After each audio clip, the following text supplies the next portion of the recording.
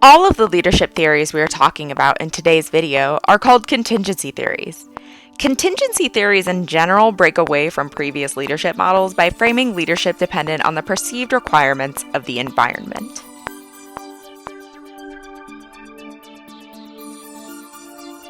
All four of the theories we are reviewing today will fit within similar frameworks, where variables help determine the best leadership modalities for a given situation. These variables come together in different ways in each of these theories we are going to discuss. The variables are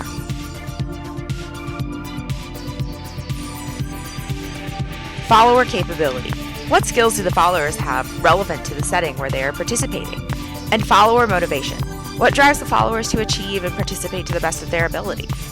This also plays in with leader traits. How capable is the leader of motivating the followers? And do they have the correct motivators in place?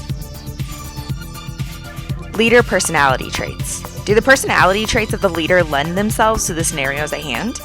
Leader behavior. What behavioral basis is the leader using in the situation? Are they displaying autocratic behavior or is it democratic? How does the behavior of the leader fit in the context of the followers in the situation? And leader experience. Experience helps all of us learn how to be human adults, and the more experience we have, the better we get at things, and the more we know about what is required in different situations with different people. The same is true of leadership.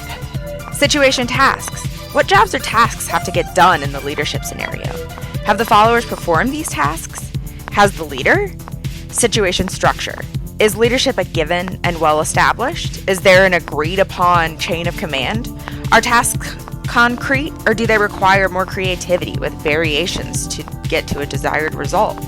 And the situation environment. Is this a high-stress scenario with limited time? How are working conditions?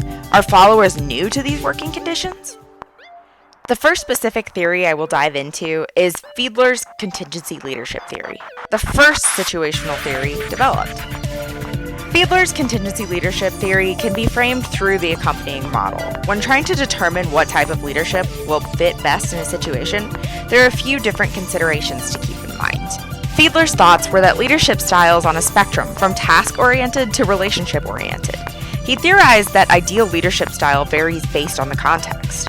Fiedler also believed that leadership styles were unchangeable on an individual level, and that leaders should instead make changes to the context of the leadership. A large part of Fiedler's theory is situational favorableness. How well does the leadership style of the chosen leader fit in a given situation? There are three variables, he hypothesized, that create the core of situational favorableness.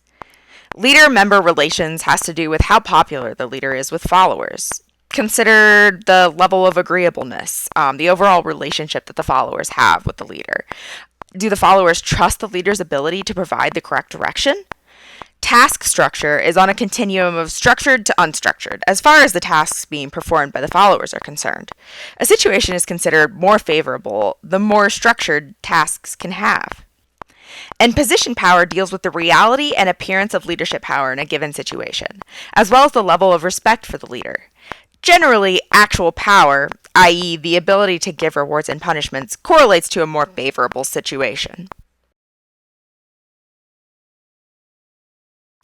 Moving on to the second contingency theory, the leadership continuum theory by Robert Tannenbaum and Warren Schmidt. This theory was also developed early on, but differs from Fiedler's contingency theory in quite a few ways, including one very important one. This theory doesn't specify where identified leadership styles should be used, it merely names the styles already in place. This theory uses three variables to identify where on the continuum of 7 styles the leader lies. The first variable is that of the leader. The basis of this variable combines personality and behavior into autocratic versus democratic leadership style. The second variable are the followers and their level of participation. This variable is based on a couple traits: the willingness and ability of followers to participate in decision-making and democratic processes. The theory proposes that willing and capable followers would participate at higher rates, and thus would make a leadership style more democratic. The third variable, with a very special note, is the situation and the subvariables that create the context of the leadership scenario. Any number of things can contribute to the suitability of a situation for democracy versus autocracy, including available resources, size of the team, structure of the team, working conditions, tool fit and availability, and technology integration, just to name a few. But one situational variable has the power to determine appropriate leadership: time availability. Democracy takes time, as I am sure you are all too aware, so in cases where time is in short supply, the ability to include followers in decision-making processes wanes and creates a scenario that requires more autocracy from the leader. The end result of weighing these three categories is the continuum, which Tannenbaum and Schmidt wrapped up nicely in the 1973 article, How to Choose a Leadership Pattern. The continuum ranges from extremely autocratic, no follower participation, to extremely democratic, followers and leaders' voices weighed equally in decision-making processes. For the third contingency leadership theory, we are reviewing the path-goal leadership theory by Robert House, based on an earlier version of the concept by M.G. Evans. This theory proves useful, especially when compared to the previous two theories discussed, because it provides 4 frameworks of leadership that the leader is expected to fit into based on what is necessary in a given situation. An important note about this theory: it is based on motivation theories and thus takes into account variables that weren't considered previously. We begin analyzing this theory through the lens of follower variables, which include preferred level of authoritarianism, locus of control, aka do they internalize or externalize, and overall ability of the followers. This theory calls for identifying if followers want to receive direct instruction and be told what to do, whether they believe they control their own achievements or others do, and their actual skills in the context of a given situation. Environmental variables include the level of repetition and concreteness of the task at hand, the actual power held by the leader, and the level of amiability between peers, colleagues, and coworkers. That last one, in the grand scheme of the overarching contingency theory, would actually generally be considered a follower variable, but Robert House did decide to put it within his environmental variables. The final thing that comes into play with this theory is an idealized leadership style for a given situation. The 4 leadership styles are directive, supportive, participative, and achievement-oriented, and all 4 of these styles take into account the variables mentioned previously. A directive leadership style is called for when followers prefer to be told what to do and externalize their achievement. The task complexity tends to be higher, and the follower capability tends to be lower. The authority that the leader has is formalized and realized by most or all of the followers, and coworkers and peers do contribute to job satisfaction, as there is a good relationship. A participative leader is called for when followers want a highly democratic process and have internal loci of control. Follower abilities tend to be high, as does the complexity and difficulty of the tasks at hand. Actual leader strength tends to be variable. It could either be strong or not, and work group relationships are also more variable in this type, where colleagues and peers may or may not increase job satisfaction for one another. A supportive leadership style is used when followers perform more democratic processes. Followers who should be led supportively will have a more internalized locus of control, and their work tasks tend to be less complex. They'll have very strong capabilities and the ability to perform at a very high level. This leadership style can be called for when a leader maybe doesn't have formal strength as a leader, such as if they are impotent to provide rewards or demerits, and for the most part, coworkers and peers don't tend to contribute to each other's vocational happiness.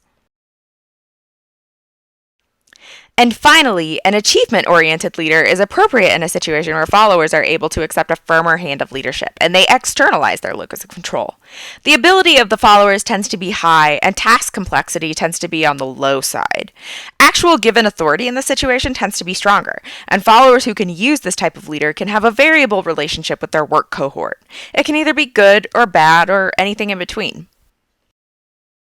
The last leadership theory that we're going to cover is the leadership substitutes theory.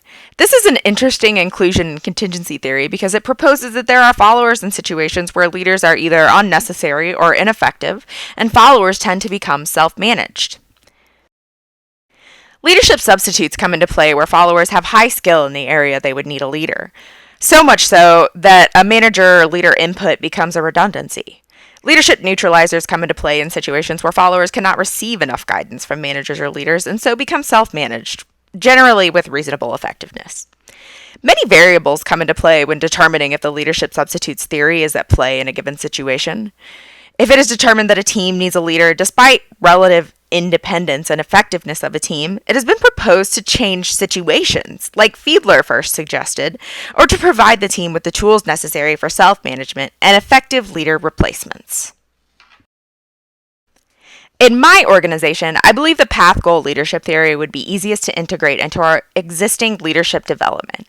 We function on many different levels, with some fresh graduates and some folks with decades of industry experience. One of our common management techniques are one-on-one meetings with subordinates to identify needs and struggles, and the establishment of SMART goals, both in the context of the job and in context of a larger professional and personal development. I think Path Goal would give our leaders a framework to work with to help determine best modalities for different teams, as many managers double dip and manage multiple teams, and so needs and traits differ. Path Goal theory would allow leaders to fully understand why and how to implement specific frameworks to encourage the growth of the team and organization.